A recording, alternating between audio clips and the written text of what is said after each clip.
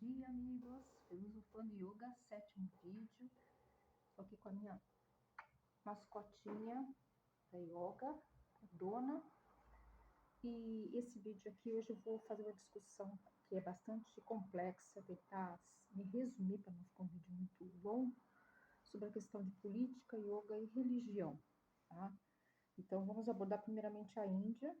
E a Índia está para ter eleições esse ano. Narendra Modi é o presidente da Índia no momento, já faz, eu acho que 2 mandatos, né, seguidos. E ele iria, eu acho que para o terceiro mandato, se não me engano, terceiro ou quarto mandato. Bom, a Índia teve muitos períodos diferentes, né, dinastias diferentes, impérios diferentes na Índia.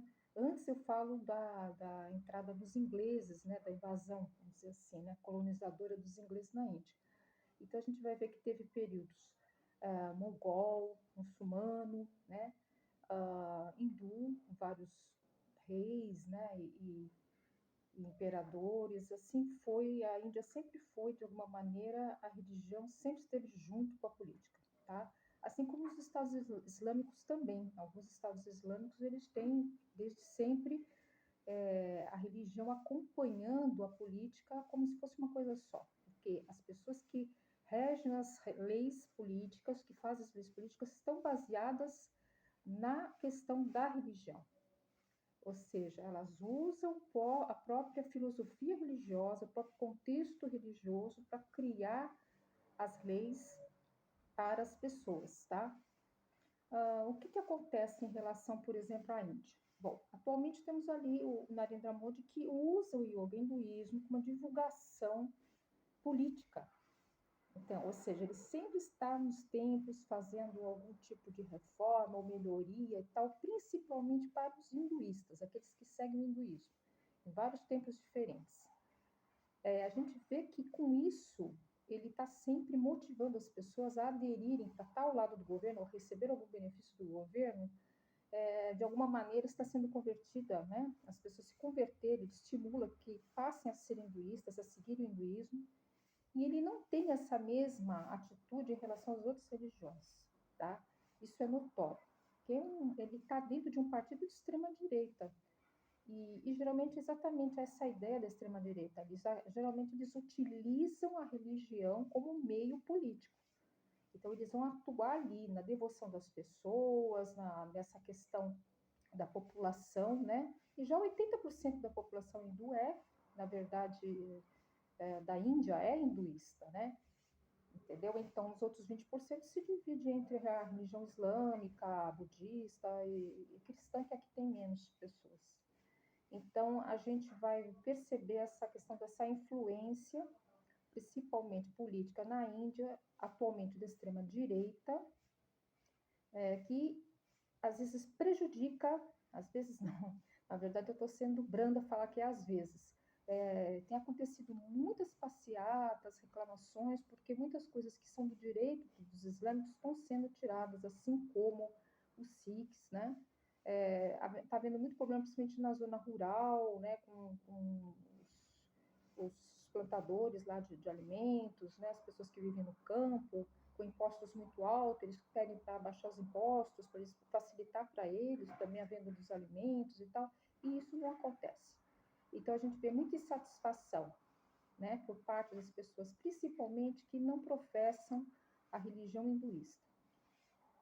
Aí a gente fala, mas e a sua filosofia, e a sua linhagem de Yoga Nath? Também tem um representante lá no governo que é da minha linhagem. Então, são os oportunismos que eu vejo de pessoas se agregarem ao governo e ao hinduísmo, colocando o hinduísmo à frente da sua prática de yoga, principalmente para obter os benefícios que o governo vai dar para aquelas pessoas que estão atreladas ali politicamente a ele.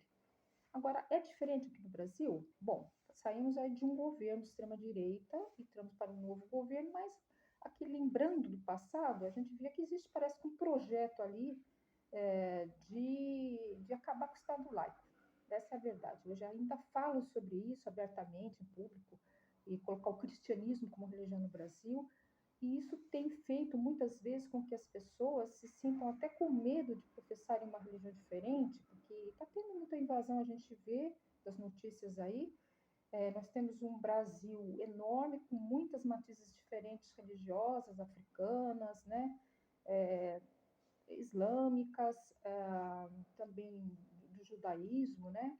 A gente vê que as pessoas ficam preocupadas, principalmente as de origem de afrodescendentes, né? De origem africana, porque tem acontecido isso, pessoas invadem, quebram o local, destroem as imagens, os santos, os orixás, e fazem isso com aquela propriedade de dizer que a religião deles é que tem que prevalecer, ou que a deles é do bem e do outro é o mal.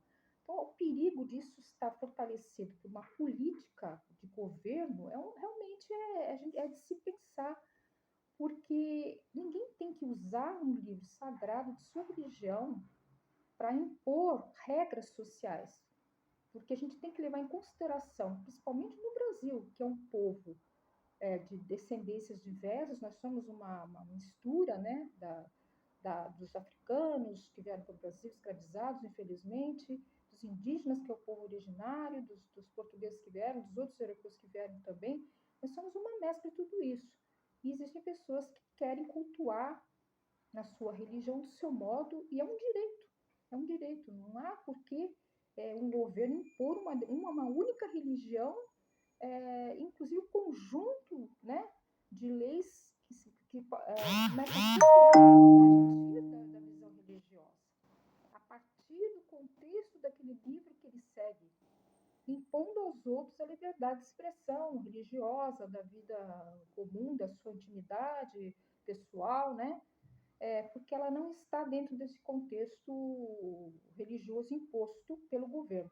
Então, eu acho importante que o Brasil continue sendo um Estado laico, como sempre foi, com liberdade, né, religiosa, para que não aconteça como acontece em outros países, que sempre tiveram, no caso a Índia ou países islâmicos, sempre tiveram as suas leis baseadas nas suas escrituras, né? Impondo regras à sociedade e punindo as pessoas que não seguem aquelas leis, tá bom? Fica aí meu alerta para a gente estar atento às coisas e ver como se posicionar, porque a política acontece sempre na vida de todos nós, né?